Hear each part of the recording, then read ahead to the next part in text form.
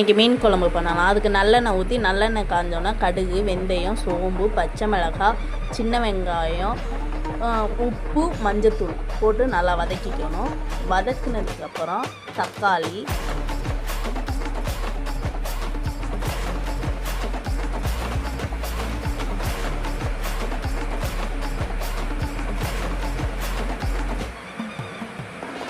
தக்காளி, போட்டு நல்லா வதக்கிக்கணும்.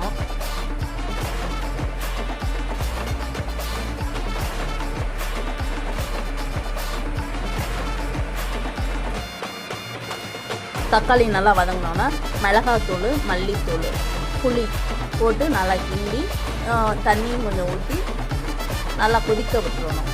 கொதித்ததுக்கப்புறம் வெள்ளைக்கட்டி போடணும். வெள்ளைக்கட்டி போடணும். மீன் நல்லா கொதிச்சோடனே மீன் போட்டு இறக்க போயில இடித்து வச்ச வெள்ளைப்பூடு, கொத்தமல்லி, பச்சை மிளகாய் போட்டு இறக்க வேண்டும்.